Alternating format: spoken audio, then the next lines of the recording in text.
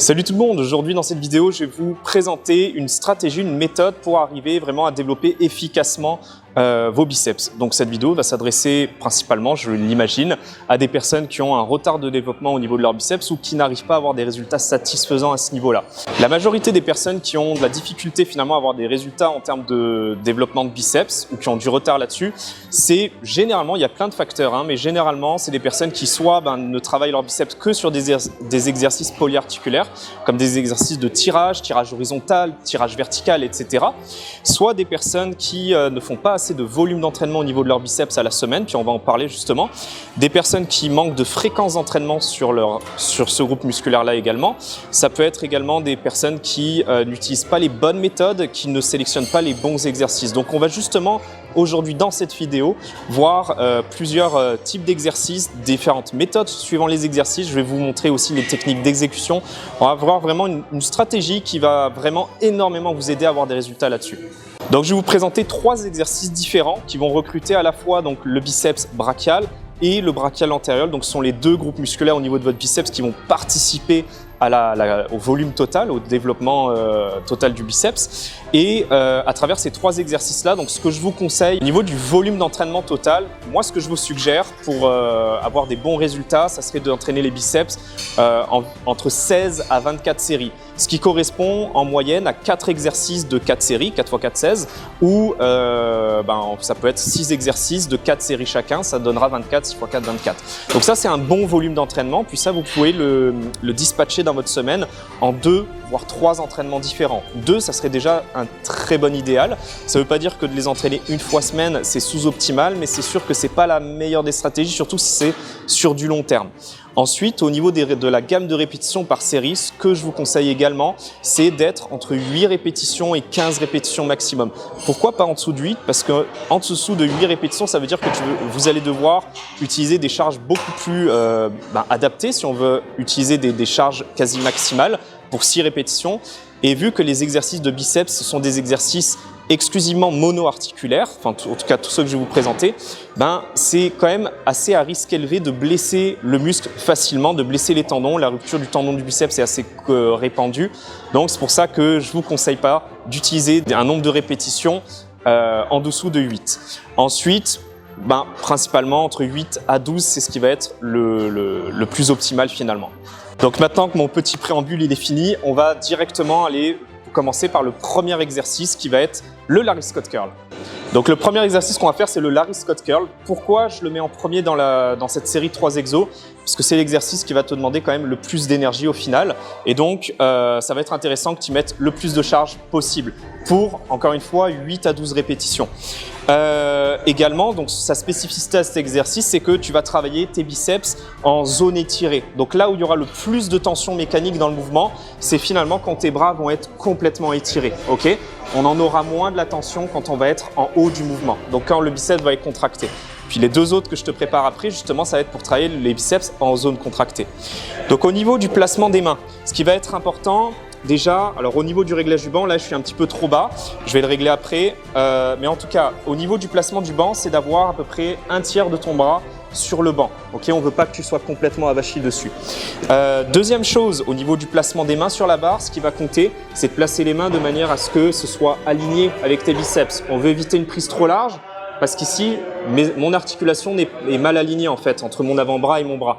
Pareil à l'inverse, si je rapproche trop les bras, c'est pas très optimal finalement de les travailler avec cet angle-là. Alors, au niveau de l'amplitude de mouvement, ce que je vais te suggérer également, c'est de ne pas aller à une extension complète des bras, parce que sinon là, en fait, tu mets en péril un petit peu tes tendons. Donc, et puis ça n'a aucun avantage. On va garder une petite flexion quand même. Ensuite, au niveau de la hauteur, à partir de ce degré-là, si je continue de ramener la barre vers moi, il n'y a plus aucune tension, la tension s'annule. Là, je suis en zone de repos, mes biceps sont complètement décontractés. À partir de là, ça y est, je recrée une tension. Donc finalement, l'amplitude parfaite, ça va être bras très légèrement fléchis et pas remonter au-delà de ça. Et pour cette bonne raison, étant donné qu'il n'y a plus de tension ici, moi ce que je vais recommander, c'est finalement de ne pas utiliser des tempos de blocage en haut du mouvement parce que ça ne sera pas très intéressant. On va l'utiliser finalement avec un tempo classique. Je descends en contrôle, et je peux remonter normalement. Tu pourrais même faire, ce qui pourrait être très intéressant sur celui-là, c'est d'utiliser avec un tempo lent, style de 3 secondes de descente. 1, 2 et 3. Et là, on remonte normalement. 1, 2 et 3. Donc là, on va exécuter une première série, 8 répétitions, 3 secondes de descente, 1 seconde de montée, aucun blocage. Allez, let's go.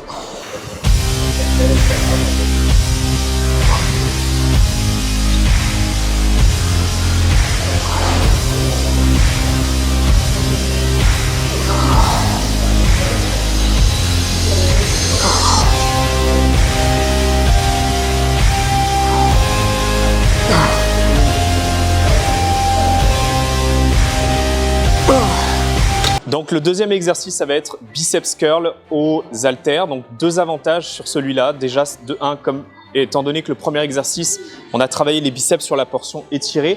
Là, grâce au biceps curl aux haltères, on va le travailler à l'inverse sur sa portion plus contractée. Deuxième spécificité de l'exercice, c'est que, étant donné qu'on est avec des haltères, chaque bras travaille indépendamment. Donc si tu as un retard de force, un déséquilibre entre ton bras gauche et ton bras droit, justement le fait d'utiliser des haltères va te permettre de gommer progressivement ce genre de retard-là. Donc let's go, je vais te montrer ça. Hop, on prend sa perle d'haltère. Donc je vais te montrer le positionnement. Idéalement, moi ce que je vais préférer, c'est mettre un pied en avant, un pied en arrière. Pourquoi? Comme ça au moins avec la charge qui va être à l'avant, tu vas éviter finalement de balancer avec ton dos. Deuxième chose, je vais amener mes coudes un petit peu plus à l'avant, collés contre mes côtes pour éviter finalement d'être gêné par mes cuisses, contrairement à si je commence d'ici.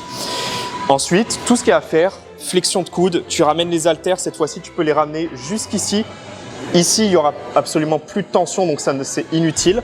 Donc je vais aller jusqu'à un maximum d'amplitude comme ceci. Tu peux cette fois-ci faire une extension complète parce que la stimulation au niveau de ton biceps complètement étiré, elle n'est pas énorme comparée au Larry Scott Curl. Un tempo qui peut être intéressant sur celui-là, ça va être d'utiliser des pauses lorsque ton muscle va être complètement contracté parce qu'on a véritablement de la tension.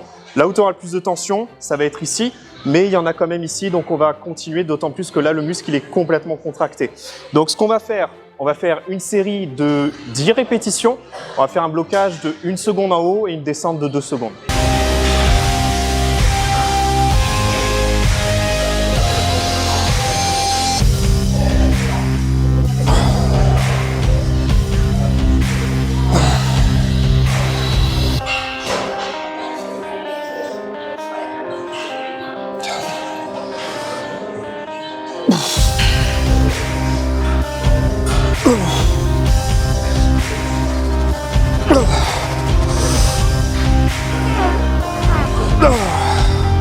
Donc les 2 premiers exercices que je t'ai présentés, on a travaillé quasiment exclusivement le biceps brachial. Là, cette fois-ci, on va travailler un autre muscle qui va participer au volume total de ton biceps, de la grosseur totale du bras. Ça va être le brachial antérieur. Celui-ci, il est vraiment situé à l'intérieur, sous justement le biceps brachial. Donc le brachial antérieur, lui, en fait, il va fonctionner en prise neutre ou en prise pronation. Tandis que les 2 exercices qu'on a fait avant, on était en prise supination. Comme tu vois au niveau de mon bras, si je m'amuse à contracter mon biceps en prise supination, on a bien le biceps qui ressort. Cependant, si je m'amuse à twister mon bras progressivement, tu vois que, et je reste pourtant contracté, mon biceps brachial vient se désactiver et au profit justement du biceps du brachial antérieur qui lui est en dessous, il est invisible. Mais il ne faut pas le négliger pour avoir justement profité d'un maximum de résultats au niveau du volume de ton biceps. Donc pour le travailler, on va l'utiliser pour un autre type de profil de résistance également, on va utiliser la poulie. On a utilisé le Larry Scott Curl au banc, aux haltères. On utilise également les haltères. Là, cette fois-ci, on va utiliser carrément le câble de la poulie. Comme ça, on a une distribution de la résistance quasiment tout au long du mouvement. Donc, on va l'utiliser en prise neutre. On va utiliser du coup la corde à la poulie basse. Donc, au niveau du positionnement, c'est sûr que le problème, c'est que si tu es proche, tu vas être gêné. Alors, en tout cas, avec la configuration de cette machine, je vais être gêné par la barre. Donc, je vais me reculer un petit peu. Soit je peux me tenir pieds joints, légèrement penché à l'avant, avec les coudes légèrement à l'avant. Comme ça, au moins, je ne suis pas gêné par mes cuisses. Je vais pouvoir actionner l'exercice. Mais pour un peu plus de stabilité, moi, je préférais encore une fois un pied en avant, un pied en arrière. Comme ça, au moins, je ne suis pas tracté à l'avant parce que j'ai une jambe d'appui. Ensuite, je mets mes bras légèrement à l'avant. Puis là, je vais exécuter le mouvement. Ce qui va être intéressant, ça va être également d'utiliser le temps de pause Donc, je vais pouvoir marquer une pause de contraction en haut du mouvement. Ce n'est pas obligatoire, mais ça peut être intéressant ici de le faire aussi, donc on va le faire. Donc là, on va faire une série également de 10 répétitions. On va le travailler avec une pause en contraction en haut, ce qui va donner en tempo du 2-0-1-1. Et donc, je vais te montrer à quoi ça ressemble.